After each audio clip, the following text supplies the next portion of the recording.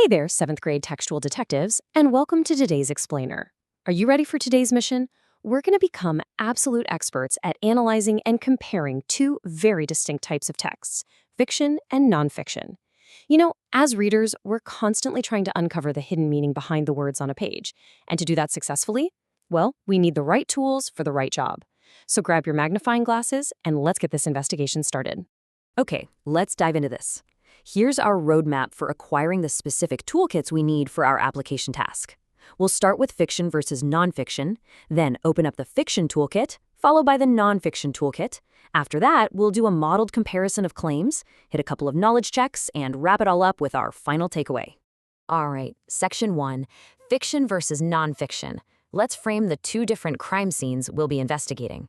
To really understand a text, you first need to figure out exactly what kind of world the author has built for you. So think of this as two distinct sides. On side A, we have fiction.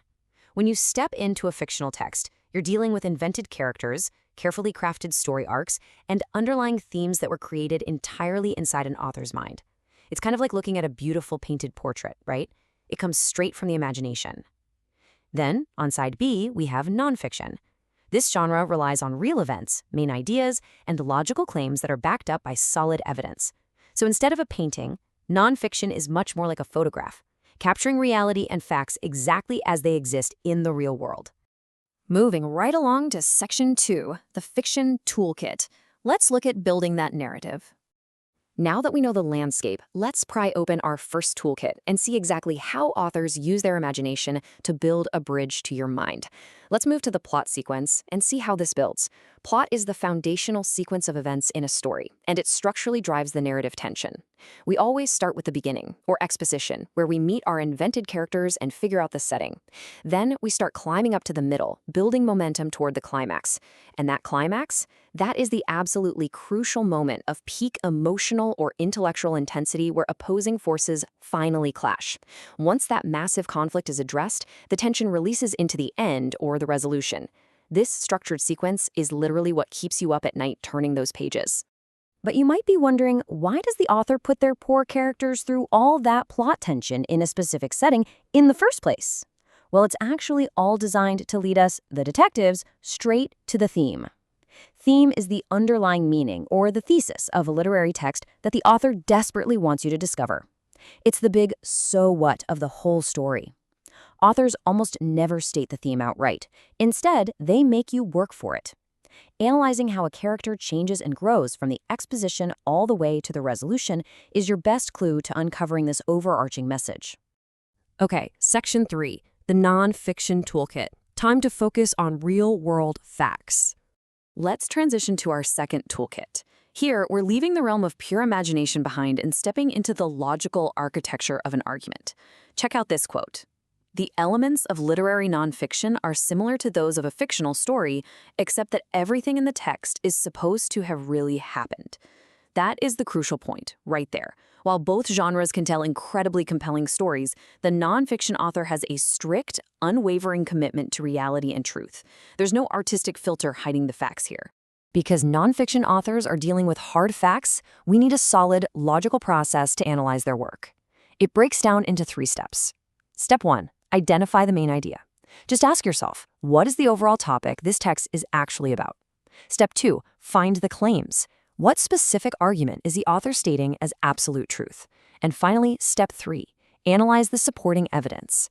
In informational nonfiction, arguments have to be incredibly strong to be convincing. How is the author using reasoning, hard facts, or real-life examples to back up their claims? Walking through these logical steps reveals exactly how an author constructs a successful, persuasive argument.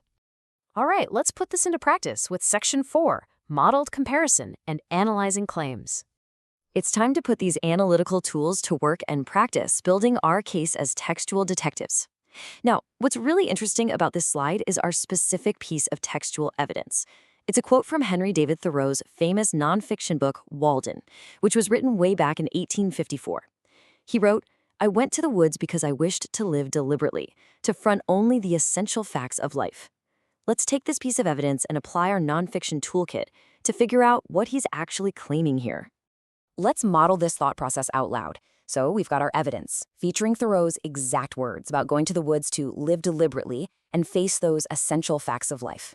As detectives, our job is to ask, well, what does this actually prove? We can connect it directly to the broader claim that he purposefully chose a simple, isolated life in order to find true individual freedom, far away from the complex expectations of society. See how that works? The specific textual evidence serves as a sturdy foundation that directly holds up that broader claim. Moving on to Section 5, Knowledge Checks. Let's see how sharp those detective skills are. All right, detectives, I'm going to present a couple of scenarios, and I want you to think actively about which toolkit applies to each. Here is your first challenge, a quick misconception check. True or false, nonfiction texts don't have characters or settings. I invite you to pause this explainer for just a second, review your notes, and lock in your answer. Okay, if you said false, you are absolutely correct. We definitely need to bust this common myth. Narrative nonfiction absolutely uses real people as its characters and precise, real-world locations as its settings. Just think of Malala Yousafzai's incredibly powerful memoir. She used an exact date, October 9, 2012, and a very real setting to build her true story. All those literary elements are right there, they're just strictly rooted in reality. Awesome. Now, here is your second retrieval check. Let's see if you can transfer what you've learned today. If an author uses sensory details, vivid sights, sounds, and smells to build narrative tension toward a climax, which toolkit are they borrowing from? You guessed it, they are borrowing from the fiction toolkit. When an author intentionally utilizes plot sequences, drives the story toward a climax, and uses sensory language to paint a vivid picture in your mind, they're relying on the traditional tools of storytelling. Great job on that. Take a quick moment to celebrate your growing mastery of these textual detective tools. And finally, Section 6, the final takeaway. Let's bring it all together.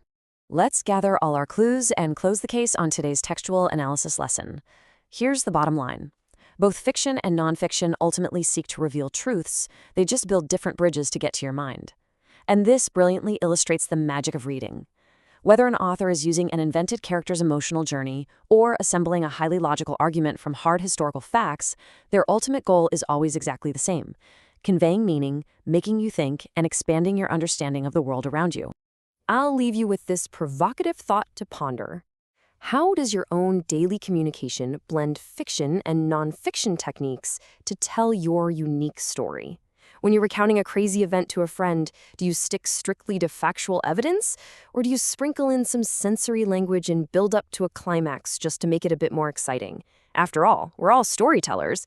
Thank you so much for learning with me today, detectives. Keep investigating the texts around you, and I'll see you in our next explainer.